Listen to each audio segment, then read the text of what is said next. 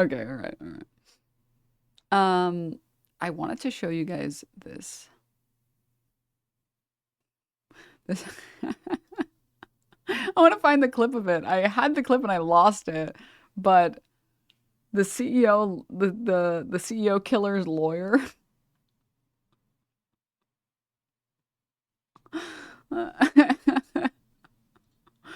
who was talking about people offering to pay for Luigi's legal bills or legal fees, and he was saying like, no, I'm not going to take those legal fees. I'm not going to take those legal fees. Let me see if I can pull it up.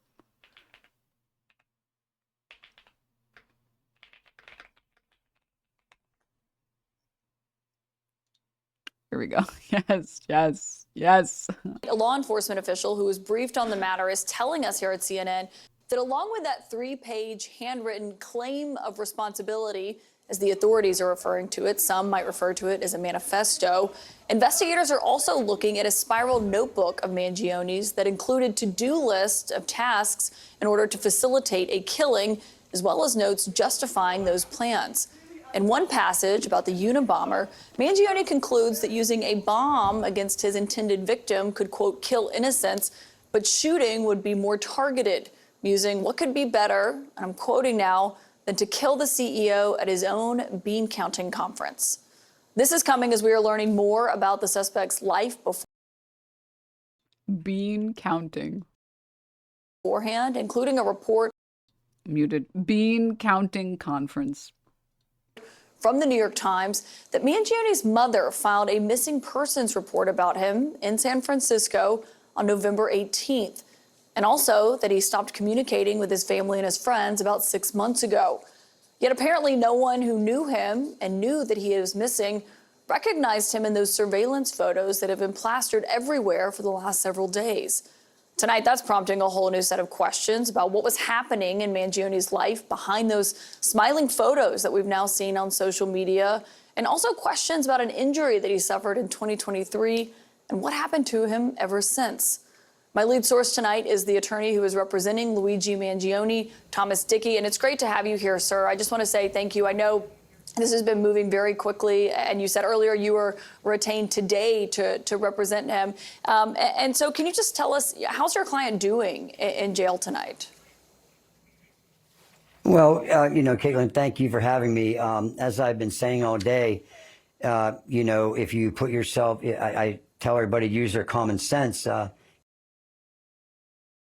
can't believe this guy's name is Dickey. Mr. Big Dickey up here on the stage with me right now to talk about our boy Luigi Mansion. Here we have a young man who is incarcerated without bail, as you alluded to, and apparently he's going to be charged with murder in the state of New York. If you use your common sense, I'm sure he's, it's concerning. That's all I can say. Well, you've been an attorney for decades. What did you make of the way he went into court earlier, that outburst that he had?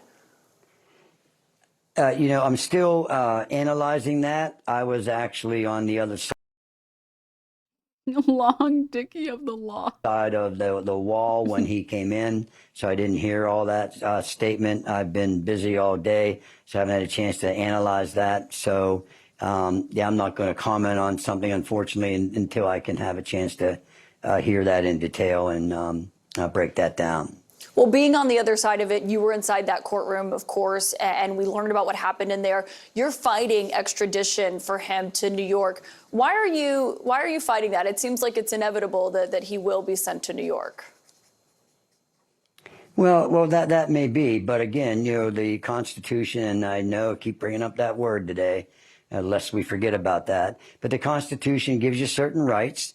We need to make informed decision, and the law permits and the Constitution permits that somebody in Luigi's position has the opportunity to look at evidence, make sure the government follows through a process, and that's what we're doing. So again, I've been in this case probably about 12, 14 hours, maybe whatever, give or take, and I haven't seen a speck of evidence at all. I argued today at the extradition hearing. I still haven't received details about the charges, that he's facing in New York. I heard your introduction and looking into that. But so we as lawyers need to make informed decisions. I don't know. I haven't seen anything about that. I don't know. And we need to get our hands and our eyes on some evidence. Yeah, I mean, I'm looking at the charges right here. It's murder, a loaded firearm, 2 counts of that, a forged instrument, and criminal possession of a weapon as well. I mean, those are the charges from New York. I mean, so as you're fighting extradition, you're not actually arguing that the authorities in New York have the wrong guy, are you? Well, I haven't seen any evidence that they have the right guy. I can tell you that much. So I don't. What a based lawyer. No, I haven't seen any evidence, though. I haven't seen any. Just keep going over and over. This guy got the best lawyer, dude. Holy. Dickie Justice hits different. You're not wrong. Evio Light, thank you for the gift sub, by the way. Royal with Cheese, thank you for the too much stuff. Thank you for the 8 months. Mumble Cat, thank you for 33 months. Sorry if I've been missing some subs. Remy, thank you for the gift sub to Connor Eats Fans. Girth Burgers, thank you for 22 months. I don't know anything about that. There's identification issues that are present, and so I don't. Like I said, this is why I need to look at some things, and they need to convince me. I try to remind people, and it's a shame that we forget about this presumption of innocence that the Constitution gives all Americans, and people don't worry about the Constitution until they're facing charges or accusations against them. Then trust me, Caitlin, the Constitution matters. And of course it does. And yes, I know you highlighted earlier and emphasized innocent until proven guilty. I understand that. But I read the police report from when he was arrested. He initially gave them a false name. And then when they asked to confirm his identity, he said that he shouldn't have lied to them about it. I mean, that would seem to be that they do have the right person, given that he had a gun on him. He had a fake New Jersey ID that he used to check into a hostel. I mean, is none of that enough for you personally to know that they do have the right guy? Well, first of all, that's a piece of paper. I know you probably...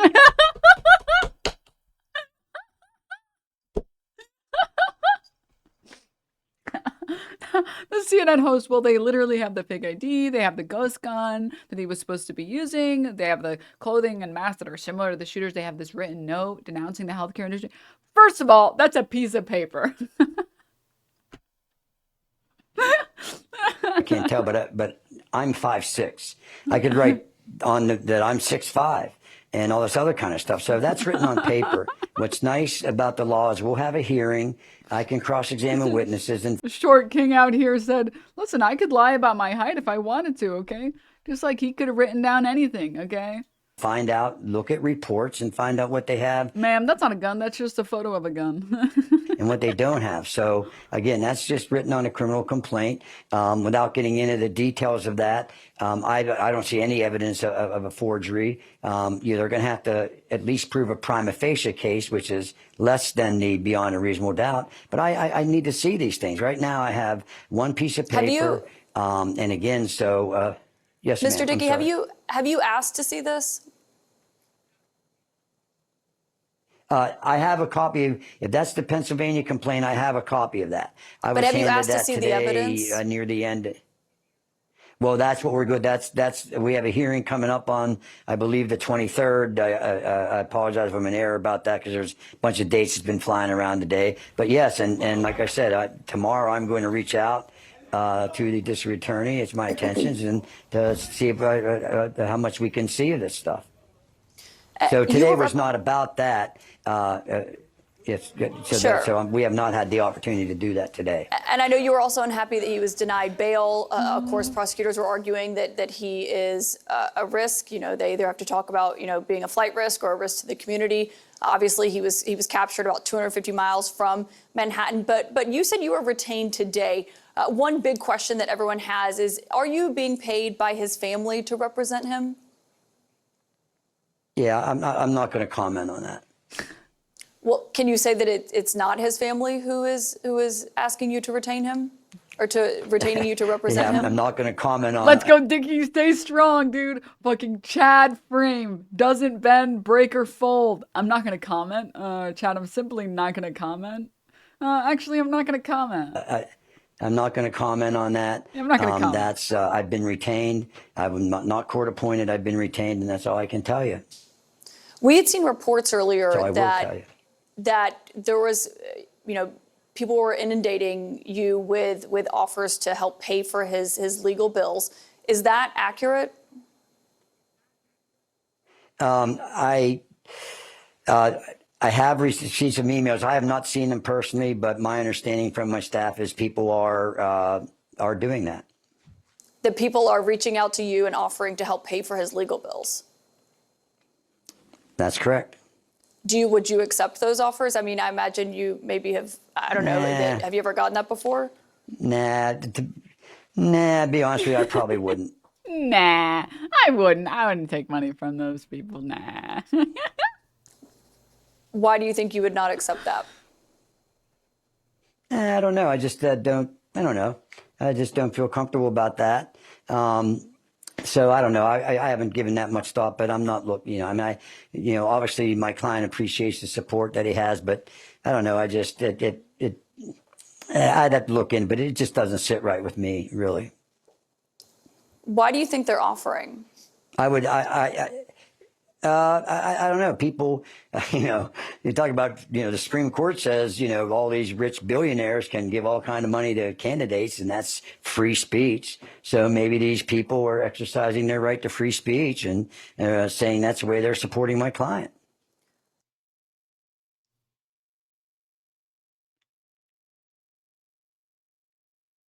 I have nothing but respect for fucking Big Dick Dickie.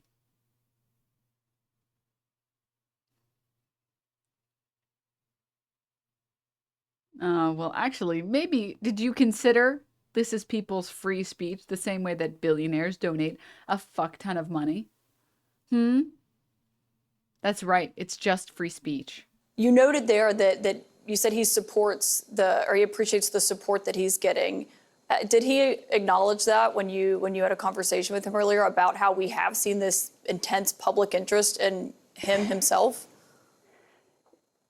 Yeah, unfortunately, Caitlin, I can't get into anything that my client and I talk about. So by law, I'm not permitted to reveal anything that's attorney-client privilege in any conversation that occurs between he and I is simply that. I understand that, but could you describe just what his demeanor is? You're talking about putting yourself in his shoes, but, did he seem nervous? Did he seem calm? Or how did he come off to you when you met him? Well, yeah, and if we have a minute, I do want to go back to that bail situation if we have a quick second. But anyway, I've been telling people all day to use their common sense. Here's a young man who's, apparently going to be or has been charged with a very serious, one of the most serious offenses a person could be charged with. He's in prison without bail, as you previously mentioned. And so, I think common sense would say, he's concerned. Do you plan on representing him only in Pennsylvania or also in New York? Well, that will depend. I got to see how this process pans out. And if, in fact, I were asked to do that, I certainly would consider that and probably She's trying so hard to make Luigi look bad. She's trying so fucking hard. do that. Thomas Dickey, I know you've had a very busy day. Thank you for your time tonight and for joining us. And Dude, I hope I love this fucking lawyer. I you'll love come back this and join us in fucking the lawyer. future. I will, love him. Caitlin. Thank you very much. I appreciate you having me.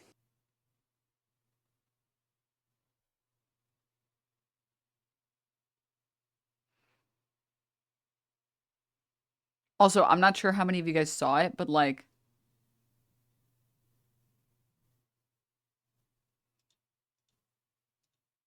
this woman just got arrested for saying delay, deny, depose. A Lakeland woman was charged Tuesday after police said she ended a call to an insurance company with the words delay, deny, depose. In an arrest affidavit, the Lakeland Police Department said officers were contacted by the FBI on Tuesday, December 10th, regarding an alleged threat made over the phone. Near the end of the call, Brianna Boston, 42, had reportedly placed a call to Blue Cross Blue Shield regarding recent medical insurance claims. She was denied. The entire phone call was recorded according to the affidavit. Just remember, Blue Cross That's the same company that was trying to say, hey, listen, we know that like heart surgery and like lung surgery and brain surgery, they go over a certain number of hours, but we're only going to cover the anesthesia for some of the procedure. Okay. So if your surgery takes more than like, I don't know, like 4 hours, 5 hours, we're not covering the anesthesia past that. You have to pay that for that yourself. And then the CEO got, and they were like, actually, we were just playing. No, we were joking, dude. We were joking. We were actually just kidding. We were kidding. So that's the same company, just as a reminder, as a quick reminder. I saw in another stream someone calling her words an act of terrorism. When I tell you guys not to Fed post, this is what I mean, by the way. Because this is bullshit, and like a good lawyer, I think, will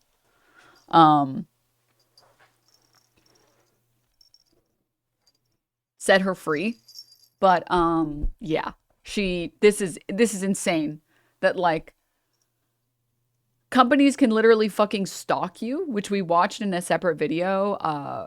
The video about the worker at Frito-Lay's who got injured on site because the equipment was faulty and suffered spinal damage and literally can't even exist anymore without being in perpetual pain, trying to talk about his problems with any media outlets, got him stalked for months and months and months by Frito-Lay's. So companies can literally stalk you, threaten you, harass you. But if you say on the phone after being denied any type of treatment or any type of insurance claims, if you say delay, denied to post, I guess you get 15 years in prison.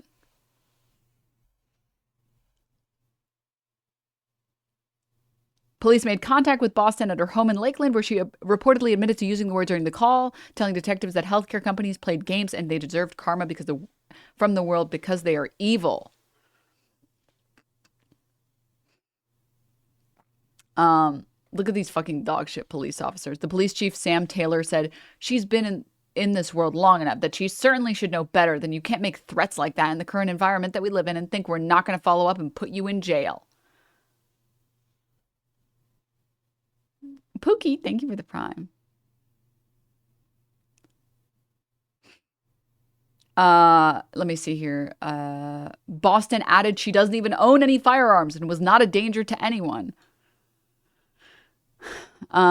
She readily admitted, yeah, that's exactly what I said, but I didn't mean anything by it, Chief Taylor said. Well, you don't get to pull that back after you say it. Fucking thumbs, am I right? Based on Boston's statement, investigators said that they believed she meant to threaten the insurance company by using United Healthcare CEO's homicide to her advantage. Boston was charged with threats to conduct a mass shooting. Mass shooting? What? First of all, the assassin killed one person, okay? All right? The only people doing the mass killings are the insurance companies, okay? And let's continue here. It says, Boston was charged with threats to conduct a mass shooting or act of terrorism, according to the affidavit. Quote, my client is 42, married mother of 3, has never had any criminal charges or convictions. May you release her on her own recognizance. Her attorney, Jim Headley, said to a judge during her first appearance in court, her bond is $100,000.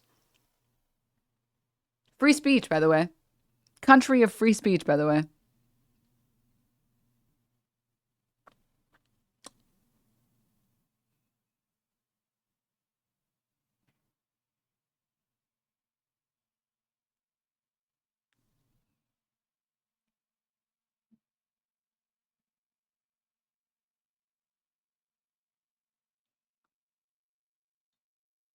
Country of free speech, by the way.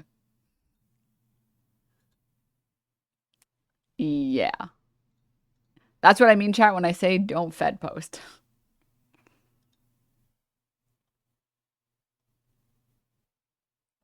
She needs Thomas Dickey? Nah, those are just words. Nah. That's just a piece of paper. Nah.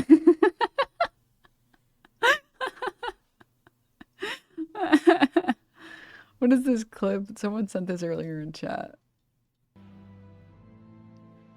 Everywhere I go, I see the spirits of Iraqi children. Is this grandma? Sorry, what's Fed posting? Posting things that would get you in trouble with the feds. So posting things like deny, delay depose, or delay deny depose. Like,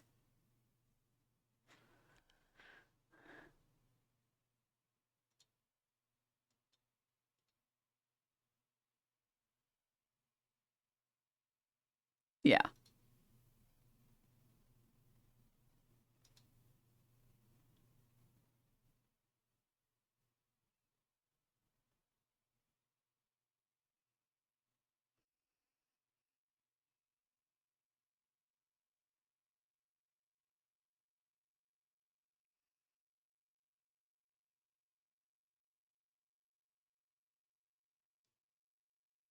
I don't mean to sound like a bootlegger. Doesn't free speech defense go out the window if you make threats? I don't think this woman should be on trial, but don't Fed post. I mean, I think I think it's pretty reasonable that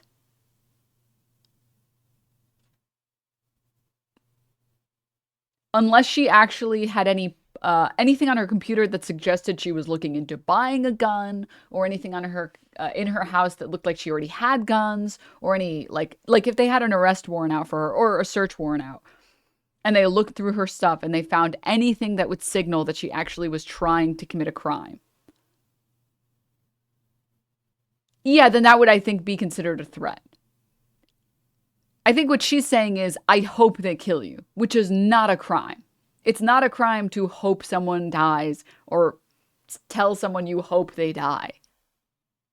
It is a crime to say, I will kill you. It's like saying you're going to burn in hell. Yeah. There's a difference between credible and baseless threats. Yes. Yes. Mm-hmm. 100%. The only reason she got busted for this was to make an example out of her. Yep. Correct. Correct. Mm-hmm. Do we need to watch the video again? Yeah. Hi, I'm Trevor Moore, and you can't say. But the thing is, they're so excited to arrest anyone who ever tries to uh, even be mean to the really nice corporations that are not doing anything bad at all.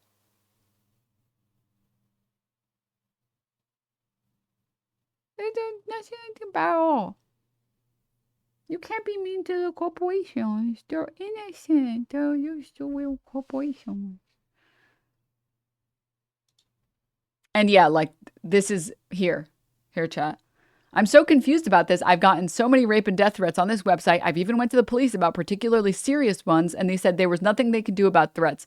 Are threats only illegal if they're at corporations? This is another good example of like you can literally get messages from people online, and many people, especially content creators, have talked about having stalkers. Male and female content creators have talked about having stalkers that like they know their address, they know their home, they know their name. They have all the information on their stalker, and their stalker's literally saying like, I can't wait to see you again today. Like, I'm going to see you again today. And you go to the police and they're like, sorry, we don't really feel like it's a threat yet. We can't really do anything until they actually try to kill you. But you on the phone with a Blue Cross representative saying deny, delay, depose. Yeah, actually, you should be arrested for 15 years. How dare you say something mean to just a little small being corporation? I had a man tell me that he knew my address and he had a gun, and the cops were like, okay, and? Okay, and?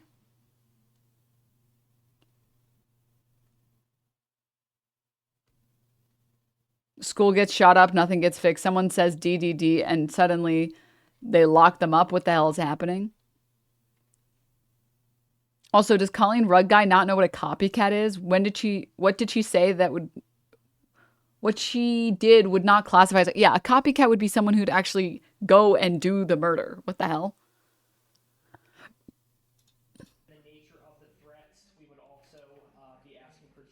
Let me raise the volume a little bit. To protect the community. With her head in her hands, Breonna Boston learned she would be held in jail on $100,000 bond. The Polk County judge adding the bond was appropriate given the, quote, status of our country. It's not like she's a child. She's 42 years old, so we're not dealing. I hate you. I hate you, Chief Sam Taylor. I hope your wife hates you. I hope your children hate you. I hope your great grandkids hate you. You piece of shit. I hate you. With a child here, she should certainly know better. Lakeland Police Chief Sam Taylor says his department was contacted by the FBI Tuesday. Authorities say in a recorded phone call about a denied insurance claim, Boston told a Blue Cross Blue Shield employee, quote, delay, deny, depose. You people are next, end quote. The language matches the words police say were written on the shell casings found at the United Healthcare CEO's murder scene in New York City. I hope you get denied on all of your claims, sir. We will take this very seriously, and we will put you in jail if you do something like this. It is not a joke. According to Boston's affidavit, the mother of three told police she did not own firearms and was not a danger to anyone. But she added, healthcare companies. Like, this is literally the basis of credible versus not credible threats. It's not a credible threat if the person has no fucking evidence of actively trying to plot this crime or this murder or whatever. This is so fucking stupid. It's literally only getting taken seriously because the targets are powerful rich people. That's it.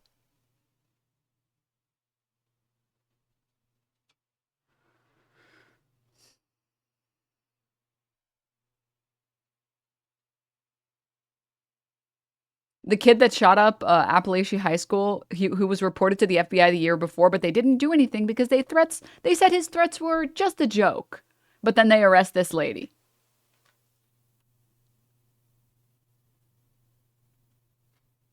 Because, like, I will be honest with you guys. Generally speaking, if you do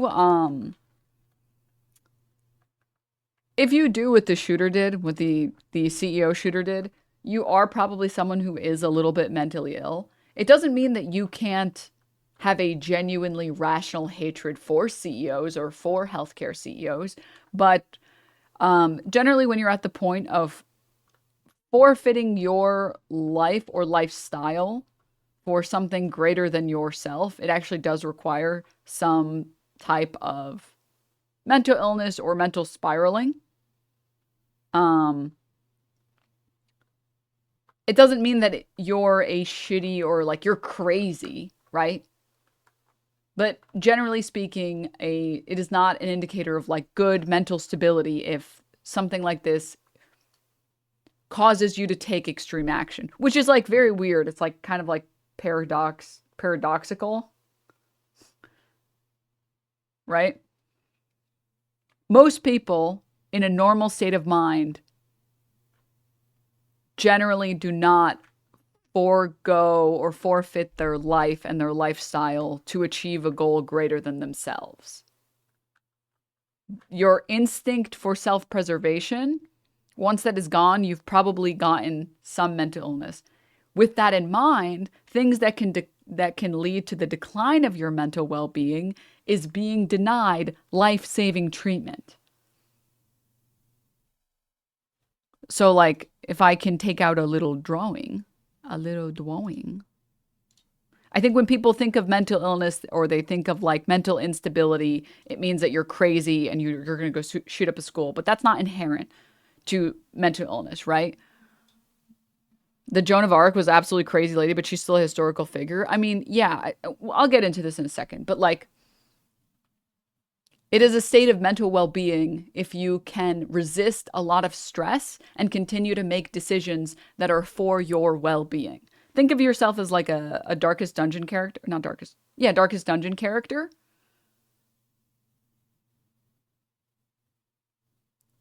You have to continuously deal with stress and overcome it.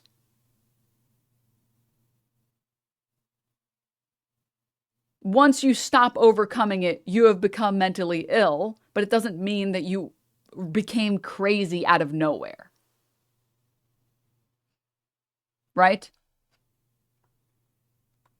So, like, in this instance, like, let's say this is Luigi. Trying to draw him. Wait, Mario's gonna get my ass. Nintendo, I'm sorry, I was joking. Okay, this is Luigi. Doing okay. He is denied life-saving treatment. He has terrible spinal pain, which I believe he talked about how the injury, like, literally prevented him from being able to engage in any form of intimacy. And a big part of the way that the surgery went was because of his insurance company. But let's say this happens to you, yes. Your mental stress can just get worse and worse and worse and worse. Until you are like a much more mentally ill version of yourself. It doesn't mean you can't be aware of it, and it doesn't mean you can't, like, make decisions that make sense. It just means that you lose the ability for or one of the definitions here can mean that you lose the ability for self-preservation. Once he decided, okay, I'm going to write this manifesto. Let's just pretend like Luigi Mangione is the guy, okay? For a second. I'm going to go get this, like, ghost gun. I'm going to fucking stalk the CEO. I'm going to kill him. Okay, great. They either had to have a lower breaking point or they endured significantly more stress to get to their breaking point. Correct. At this point, you don't care what happens to you. When you're at the point of, like, committing a murder like this, you don't care. Because you have to assume, some part of you has to assume, premeditated murder of this degree, you should be assuming that you're going to get caught. Eventually, every decision is made with that framing. Everything as it worsens, time frame gets bigger and bigger, and you see less and less of that picture. Yes. And then he commits the murder, and then he gets charged with whatever. So, like, there is a valid, it's not like he went crazy or something. It's that bad things happened that were caused by someone, and he decided he would make the decision to do X, Y, and Z. But he gave up on self-preservation. This is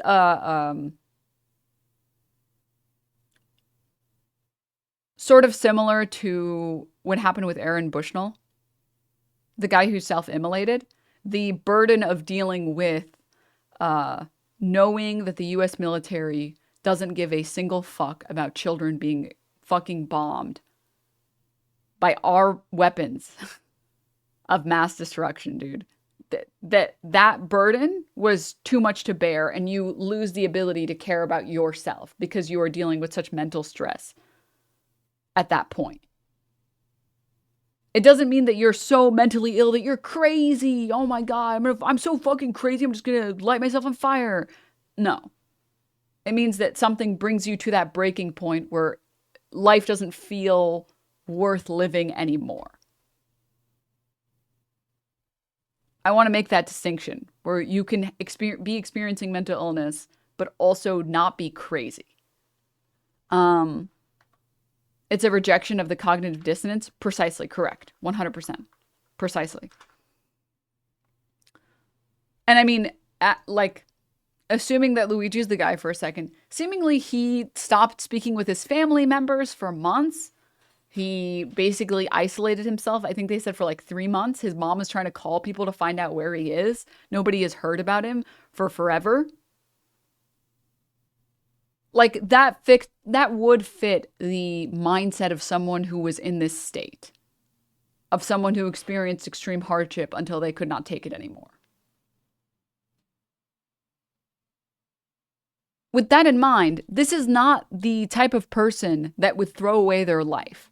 Someone who has no weapons, someone who is still actively participating in her life, with her family, with her children, with her husband, at her job.